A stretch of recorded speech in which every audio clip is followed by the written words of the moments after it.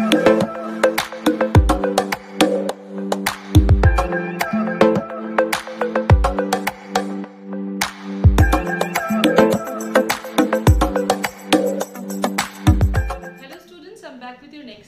today's class, we are going to discuss 10% law by Linnemann. It's a 10% law of energy flow, which is very, very important topic. And from here, various times, many questions have been asked. Okay. Now, according to our previous discussion, you already know that energy flow in an ecosystem is always unidirectional. It always flows in one direction. Right?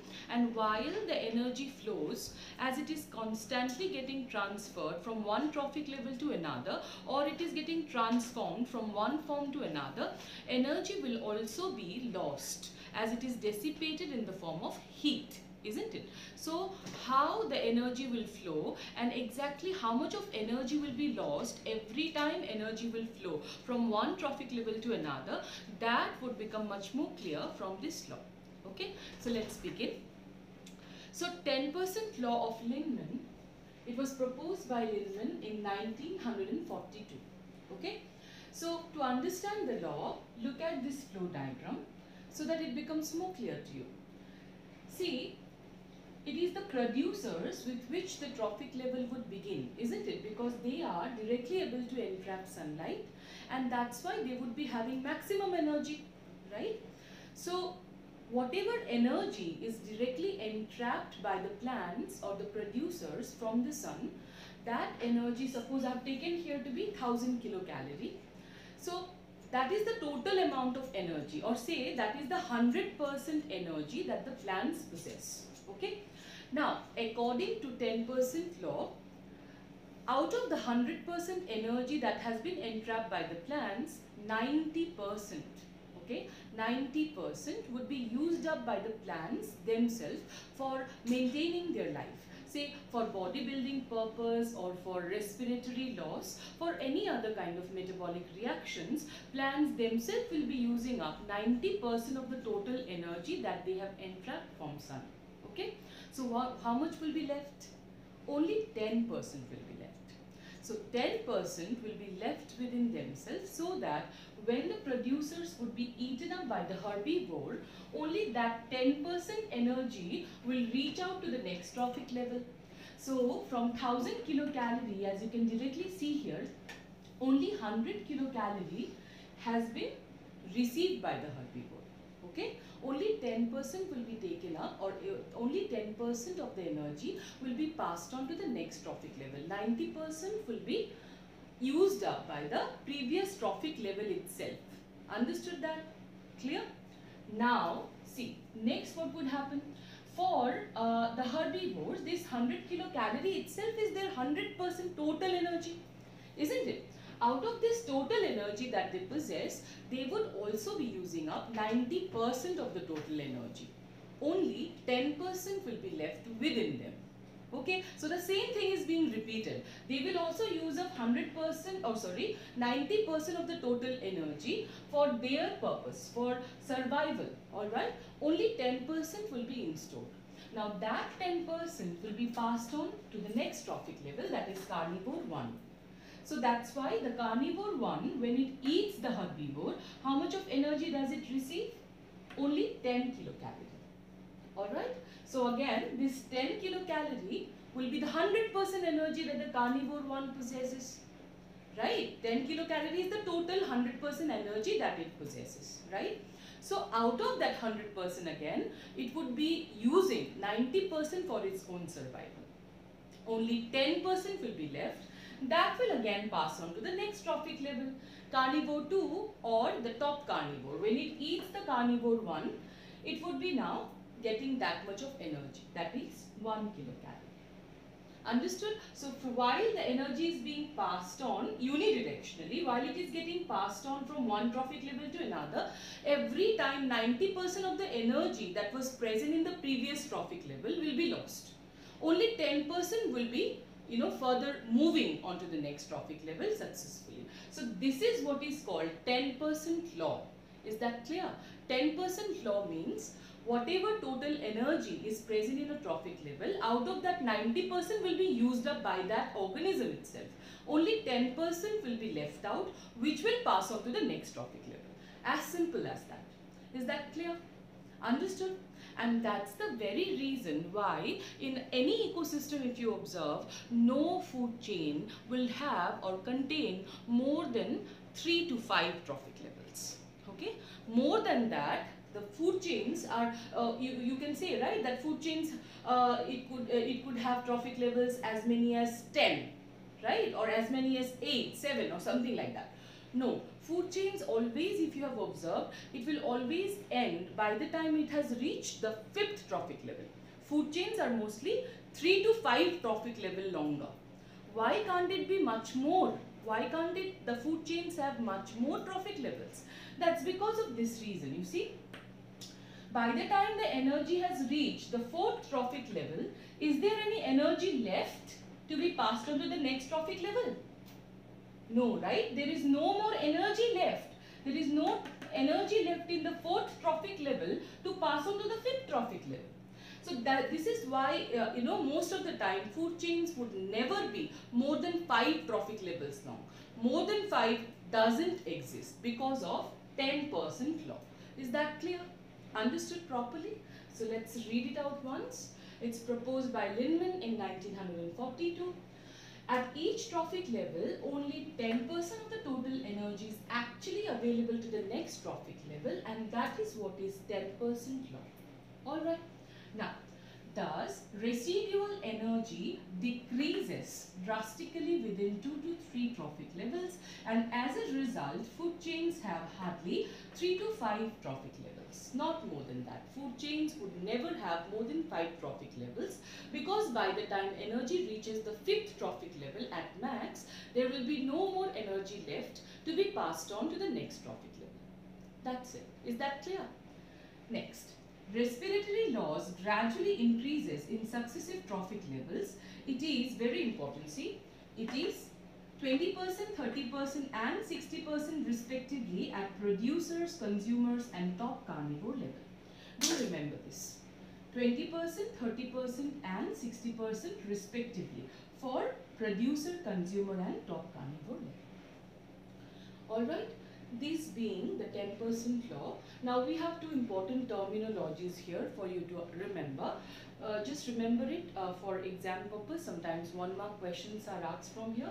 So first is standing state or quality. So what is standing state? Amount of all inorganic substances present in an ecosystem per unit area at a given time is called standing state. So standing state means amount of all inorganic substances. To remember, amount of all inorganic substances present in an ecosystem would be referred as standing state. Alright. Likewise, there is a similar term, standing crop. So don't confuse. Even if they, sometimes, they seem to be very similar, but they have very different meanings. So in that case, don't confuse among them. Standing crop, amount of living matter present in different trophic levels. Here we are talking about inorganic substances. Here it is living matter. Amount of living matter present in different trophic levels at a given time. That's what is called standing crop. It is expressed as the number or biomass of organism per unit area. Now biomass, I think all of you know, can be measured as per dry weight or fresh weight. But because fresh weight can keep on fluctuating according to the moisture level, that's why dry weight is mostly appropriately used for measuring the amount of biomass. Alright. So this being the important terminologies, next topic we are going to discuss ecological pyramids. So now let us discuss regarding our next topic, that is ecological pyramids. See, ecological pyramids are a graphical representation of the various types of trophic levels that makes up the food chain in an ecosystem. Now, they can be of 3 types according to the various parameters that we use. So mainly, there are 3 types of ecological pyramids that we study according to the 3 parameters chosen. First is the pyramid of number, then pyramid of biomass, and then pyramid of energy. So let's see what they are all about. Okay. So see first, so it is graphical representation of various ecological parameters at the successive trophic levels of food chain, with producer at the base, top carnivore at apex, and intermediate levels in between. Okay. Now, as I have already told you, the ecological pyramids as per the parameters chosen can be of three types.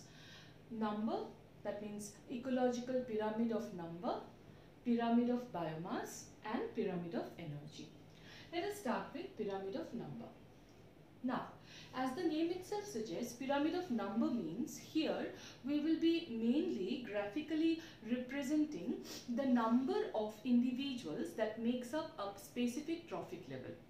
So of course, in most of the ecosystems, you know that number of plants or number of producers will be always very high, isn't it? Whereas the top carnivores number will be very less, hardly 2 to 3 in any ecosystem, right?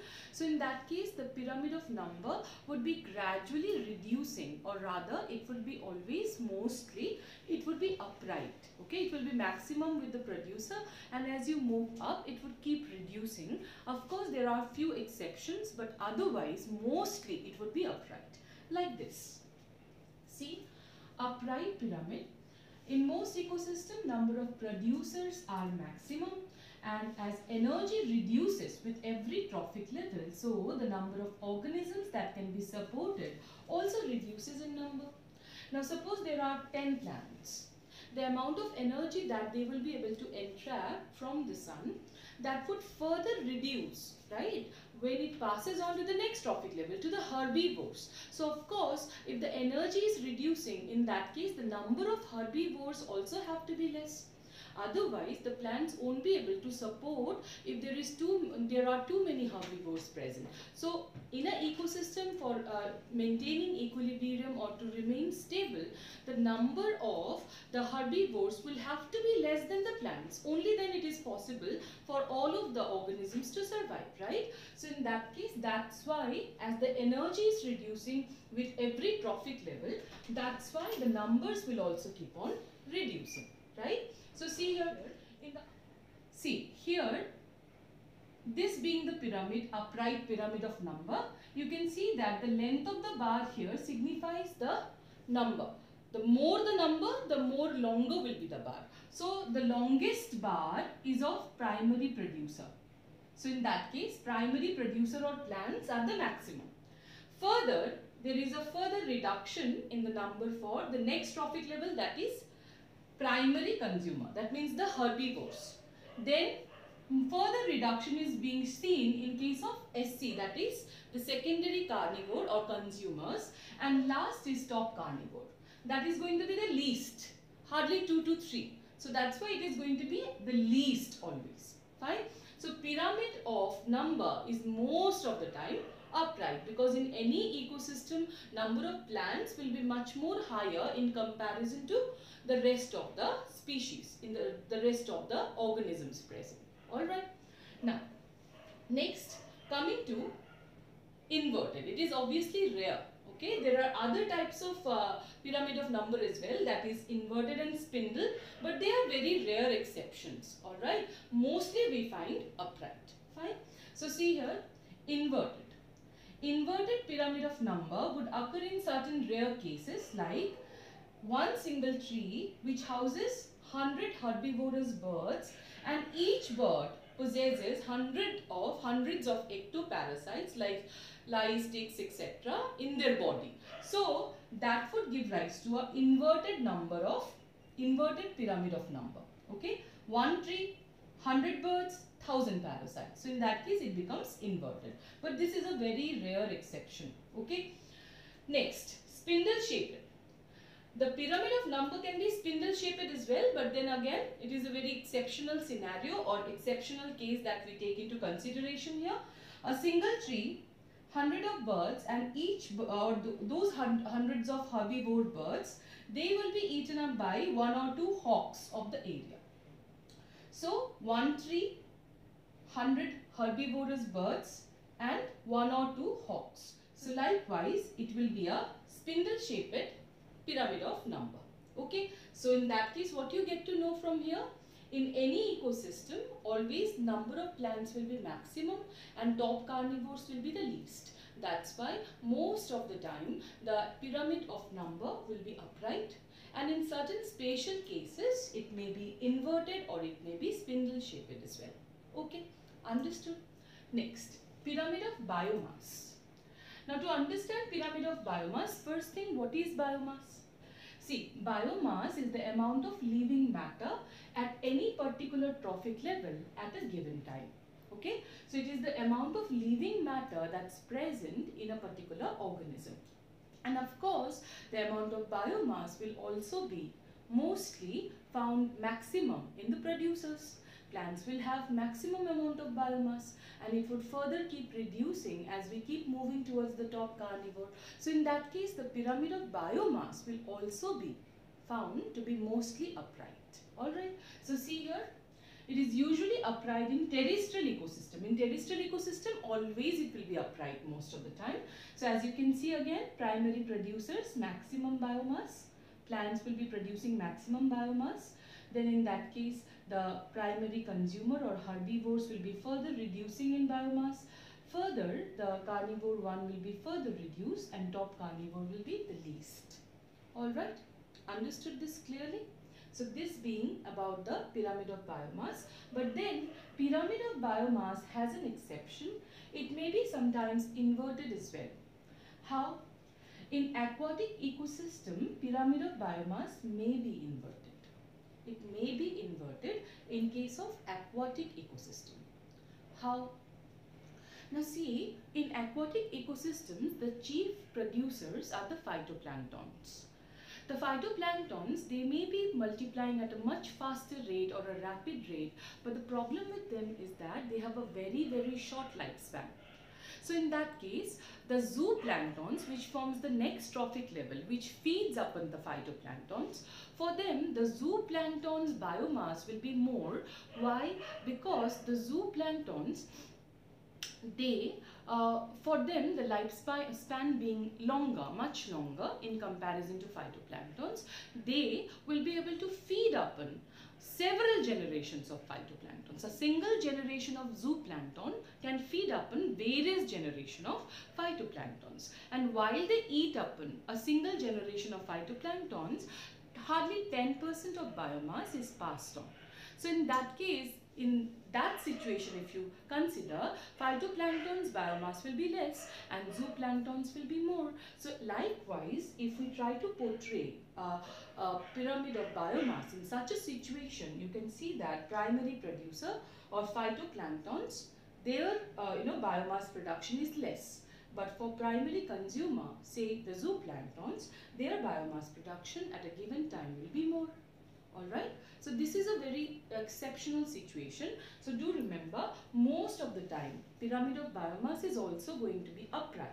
But then in aquatic ecosystem, when we consider the example of zooplankton or phytoplankton, it may be sometimes, we can consider it to be likewise inverted as well. Alright, so we may consider it to be inverted as well. Alright, understood this situation? Lastly, we have to discuss the pyramid of energy.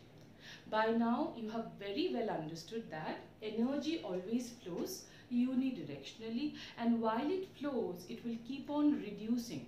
Okay, it will keep on getting lost in the form of heat. So that's why energy with every passing trophic level will keep on reducing. It would never ever have any other situation or any exceptions to this rule that energy is increasing with every passing trophic level. That is never going to happen. So in that case, the pyramid of energy has no exception, but it will always and always be upright. Is that clear? It's always going to be upright because of 10% law of Lindman. As simple as that. Because it will always keep reducing with every passing trophic level, and that's why maximum energy will be obviously found in the plants, because they are directly entrapping it from the sun. And as it keeps on moving further and further, as keeps on moving from one trophic level to another, it will always keep reducing. So energy pyramids are always and always upright. Alright, so see this here. we have various trophic levels, say for the plants, herbivore, the carnivore one and top carnivore, suppose. All right. So with the plants, primary, producers, say the energy was 10,000 joules. Further, it reduces in the next trophic level, 1000 joules. Next, 100 joules. And finally, in the top carnivore level, as it reaches, it becomes 10 joules. So it would always remain in this manner. Okay.